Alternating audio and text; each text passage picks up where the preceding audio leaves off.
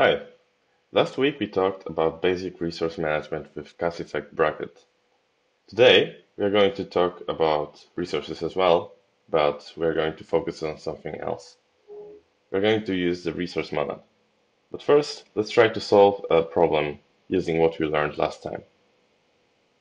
So we learned that the bracket operation allows us to specify a way to acquire a resource, to close it after we are done using it, and then we can use it inside the first parameter to bracket. So we have a new task to solve. We need to still open the first file, the same one as we did last time. Then we need to read the first line of it and create a new file, actually open a new file using that line as the file name for another file. Then we open the second file, we read everything from it, and the rest of the first file, so whatever came after the first line, and then we print out all the lines from both files. So let's do it naively using bracket again.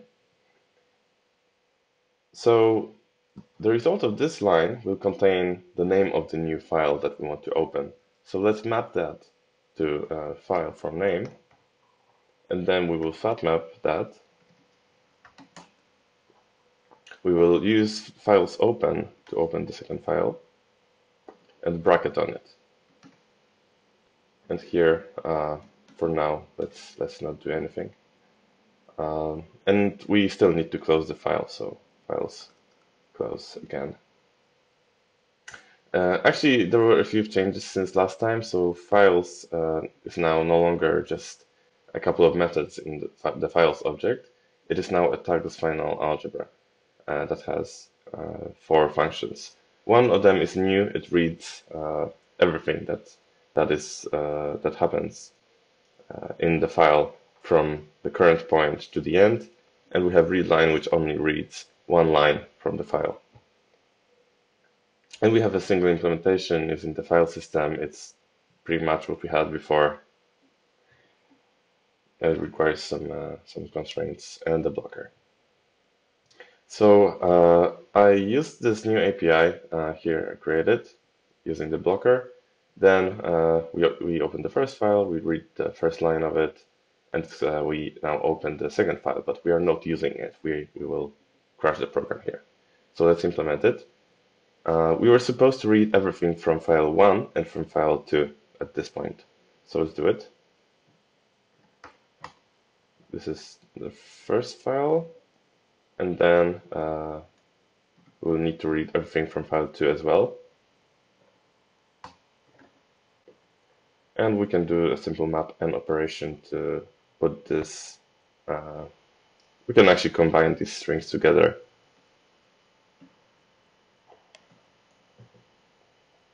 Okay, and at the end, we will just print it out. This is put string line from a library called cats console, or actually console for cats, which I'm importing here as cat effect console. So let's run that. And it seems to work. So the first file contains example 2 in the first line. This is the second file. And it has hello world again. We can see that right here. And we can see the rest of the first file right there. So it seems to work. But let's be honest, this doesn't really look good. We have a lot of nesting, and we would like to do a little less of it. So let me introduce to you the resource model, or the resource type. Let's comment this out and let's do it again. I will start my resource. Basically what resource is, it's a description of a bracket, but without the use. So we specify how we open a resource and how we close it, but we don't specify how we are going to use it. That will come later. So let's create a resource for the first file.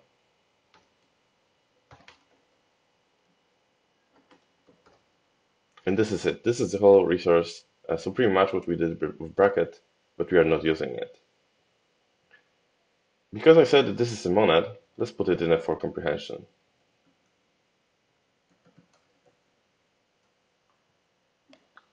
And let's rename file1 to file1 name.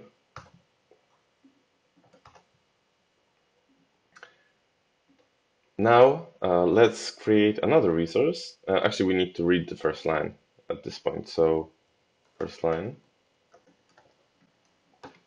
And now we can do files read line, file1.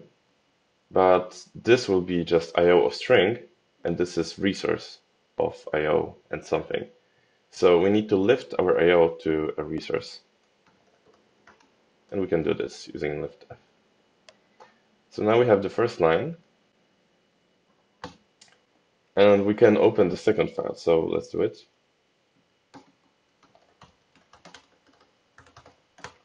As we did before. So just files open file2, which is file from name first line. And we need to close the file. And actually, let's just return file1 and file2 here. So if we call this resource, you can see that the type of it is, can you see it? The type of it is resource of IO and 2 buffered readers, which is exactly what we returned from the for comprehension. So now we can use this resource to read the rest of the lines in these files.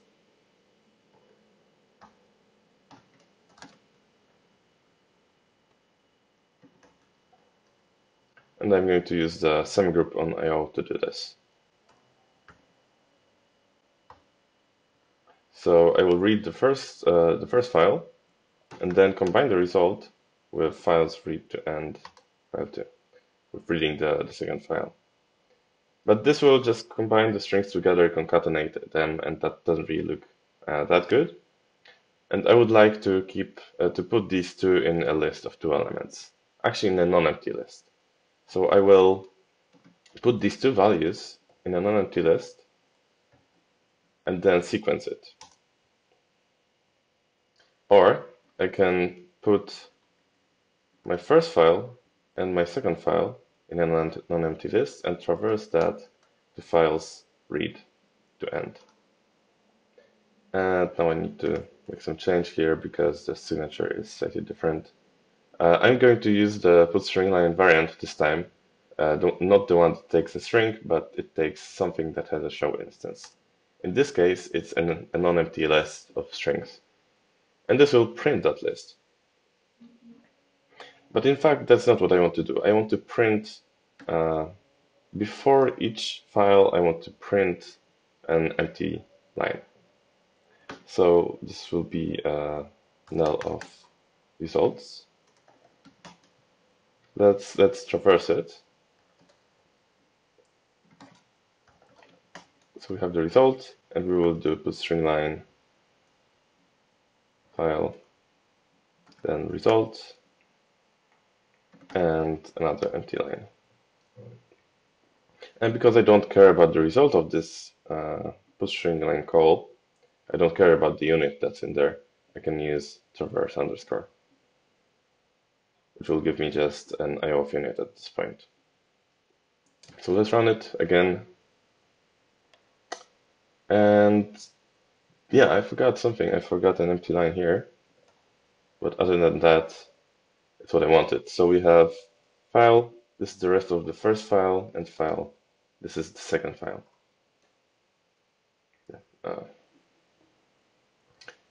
So let's clean it up a bit. First of all, one thing that I can do at this point is there's an interface in Java called AutoCloseable. And it turns out that my file, a buffer reader, extends reader, which extends closable, which extends AutoCloseable. It provides a method called close, and it's being used in Java in the try with resources syntax, which is pretty much what bracket is in Cast Effect, except it's more powerful as it is extended to asynchronous and synchronous effects and cancellation. So there is another way to build a resource if it's going to be with an autoclosable, and that's resource from autoclosable. And at this point, we don't need the closed section. It is just automatic. This is added right here in the implementation from autoclosable. So I can do this with the second file as well.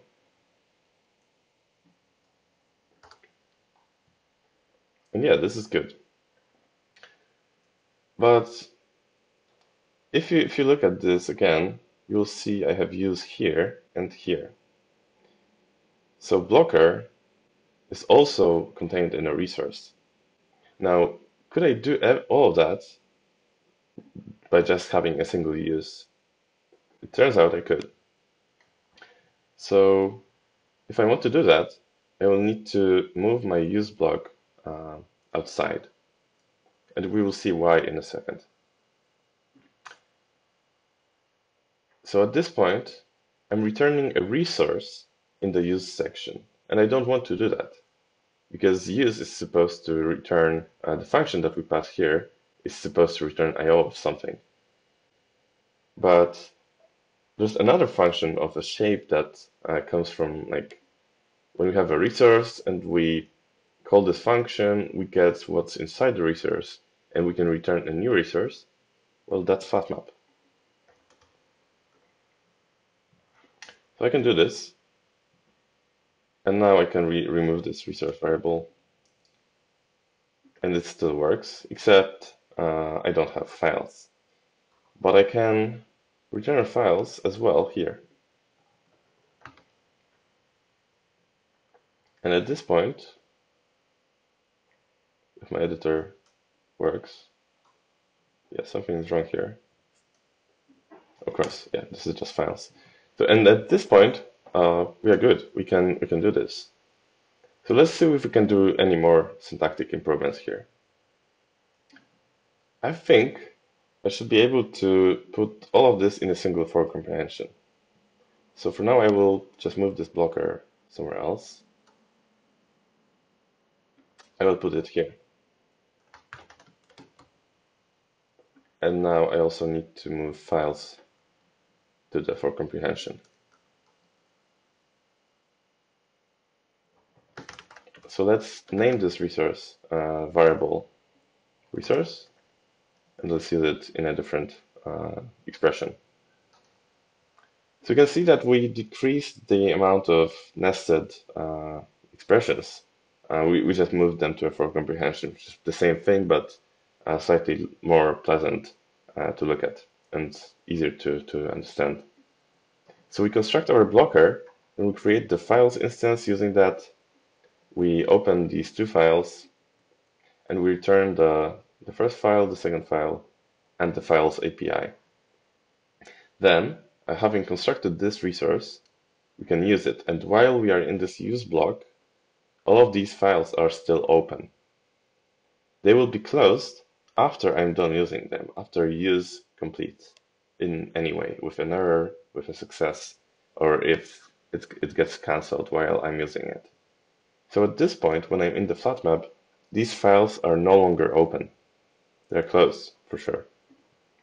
And when do these closes happen? So first, resources are acquired in the order they are defined. So first we have the blocker, of course, then we have these two more resources. And this is natural because there's no way we could have constructed file 2 without first building file 1. And we needed blocker for both of these because we need files. But then, when the cleanup section comes, after we are done using these resources, we will close the files from the end. So first, file 2 will be closed, then file 1, and then blocker. And that also makes sense because sometimes you have resources that need some parent resource for all their lifetime. Not in this case, because we could have closed file 1 immediately after reading this first line, We don't need file 1 for file 2 to exist for the rest of the run of the program. But we could still do that. And we still need the blocker to keep reading from the file, the first one and the second one. So it makes sense. So in the cleanup section, we will close file 2, then file 1, and at the end, we will close the blocker. And that happens around this point, so after this traverse. Okay, but how do we use resources in real apps? Like, what happens if I need to construct some resources, then I need to create some sort of tagless final algebra and keep a server running, for example. So let's look at a real example from this file. Real, slightly more real than just reading files. I have a business service, which is a tagless final algebra, which has a single method that reads a list of strings. And I have an implementation of it that requires the files API and an applicative. Then it also needs a list of files that it's going to read from. And here we do the same thing as we did in here. This should actually be read to end. But yes, we will read from all these files and we will put that in a list. Then I have another service called app_run, which will call it has an implementation called that uses business service defined above, the console interface, which is from console for cats, and a monad.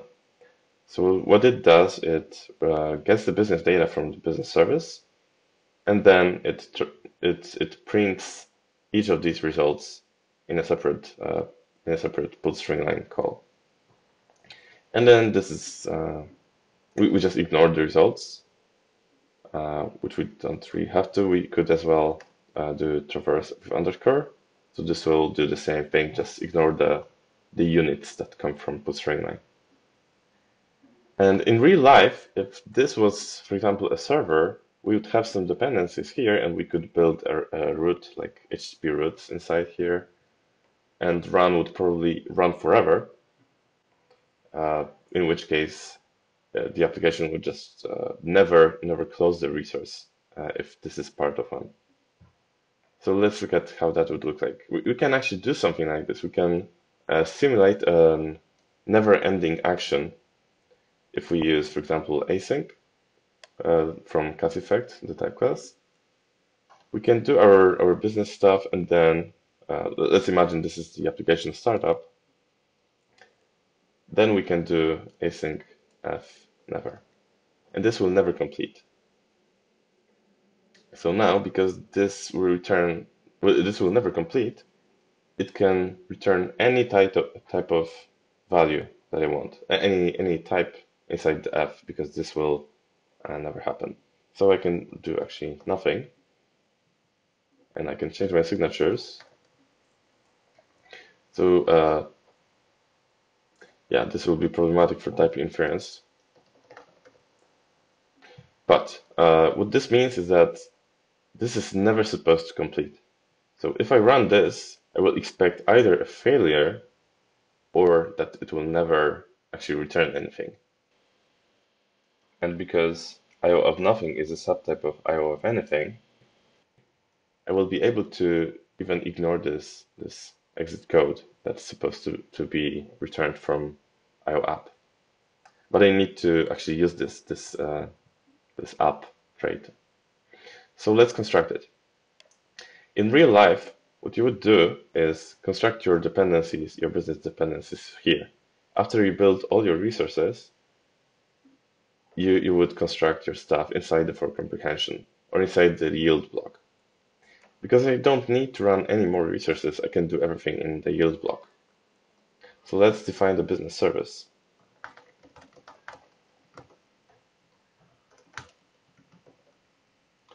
It's going to be built from files, and I would use file 1 and file 2. And then I will instantiate the app trait. I still don't have one thing, which I think is the implicit instance of console. The errors don't really help, but I know that's what it is. So let's import that.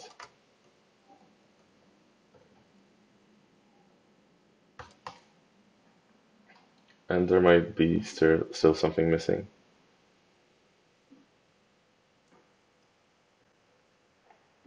Let's try to annotate some more types. And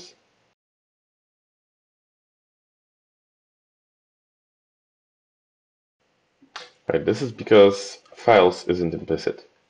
So let me create an implicit instance of files.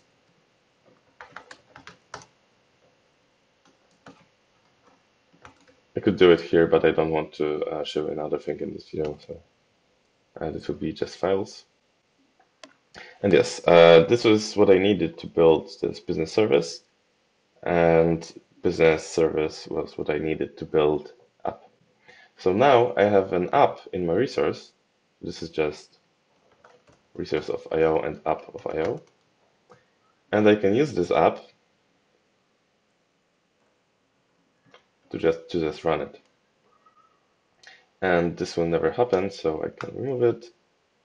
And basically this as here is just map to exit code of success. But since app run is never going to complete, I can remove this and everything will still work. So in all of my applications, this is pretty much the last line of them. Just use the resource and run the server forever. If you hit Ctrl C and close the application, all the cleanup of the resource will happen. So let's run it and see if it works. And yes, it works. Right, so this is it. This is it about resource. Oh, as you can see, the application keeps running, so I cannot close the terminal. I'll have to close it manually. So thank you for watching. I hope you understood everything and learned some new things. Don't forget to subscribe and like this video so that I can get more motivation to create more videos. Thank you.